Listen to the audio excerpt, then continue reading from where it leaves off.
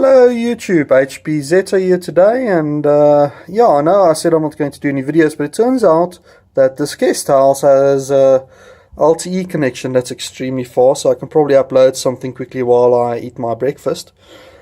And I just thought that because I've got so many international viewers, I'll show you what it looks like at a traditional South African guest house, and what you guys can expect if you come to visit Joburg, Rosebank sort of thing.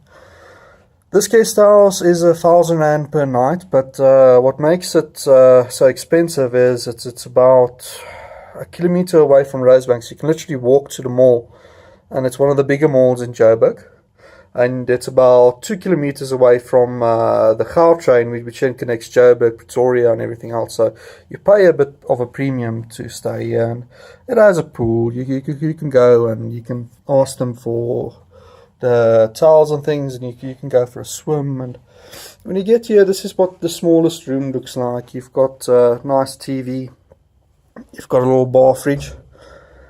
Normally, like with most hotels, they actually stock the fridge and you pay for what you use, but the pricing is much more reasonable. So you've got a bed, and preferably if you ever stay in a guest house in South Africa, the first thing you should ask is, does it have air conditioner? Because you'll need it. You don't know what the temperature is going to be like when you stay. If it's summer or winter, it doesn't matter. It's awesome. Does it have an air conditioner? And you basically get the basic things, like there's a little kettle here, and so you can make some coffee. Some more of the view outside. There's not much to see there. And you get some storage space.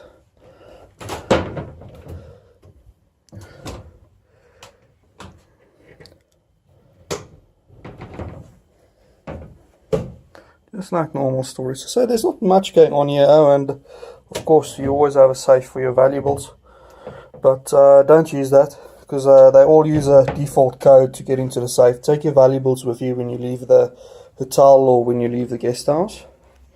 Then this hotel is a bit different, because normally it always only has a shower. You don't always get a bath, but this guest house is a bath and a shower. Not much room in here. I'm going to switch over to the normal. There we go. That's a normal camera, so you can get a better understanding of how much space there is. There's not much space, but you don't need much.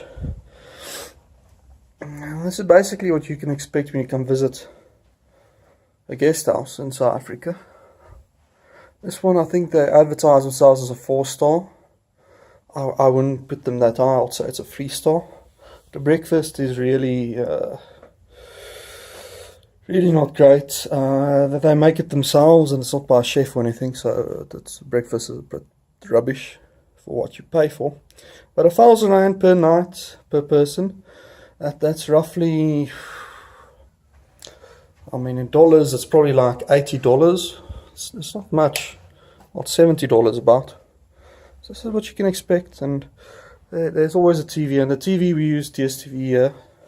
I can't show you anything because it's copyright infringement, but it's normally like 10 channels. This place doesn't have any kids here normally, because it's more for business. So there's no, what do you call it, kids channels on there, no cartoons. Yeah, that's not bad. Bed is very soft. And this is more or less what you guys can expect when you come on vacation and you stay in a guest house. I mean, some are a little bit different, but they're more or less generically like this. There's a lovely one about 5 kilometers away from here. I couldn't stay there, and that was only like 500 Rand a month, or 500 Rand a day.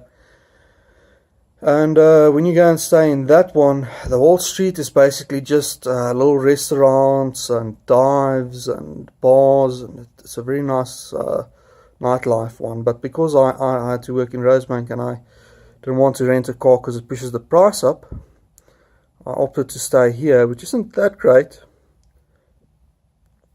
Certainly not bad. I mean, the internet here is much better. The other place only has like I think the most it speed tested at was 2 meg. Here I got up to 30 meg when I tested, which is fairly good. Interesting thing is they've got like 2 satellites there. I don't know why they need 2 receivers. But yeah, what can you do? Yeah, not a bad place.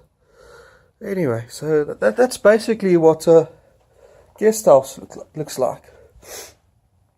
So if you're wondering why I don't sound like that, I actually caught the flu when I'm here. But yeah.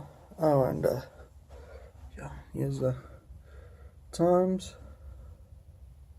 I might as well quickly show you what the prices are if you come stay here and you want to get a nice ice cold Coke as you come in. You'll see that's what I did. So a can of Coke is 10 rand. If you buy a Coke at the shop, it's like 8 rand. So it's like very fair. Unless you like take, yeah, beer is very expensive. 16 rand a beer is not bad. Okay, wine is very expensive. 50 rand for wine. Yeah, that's very expensive. You can get like a full bottle for like 50 bucks. Yeah. And they always have these magazines where you can like do stuff.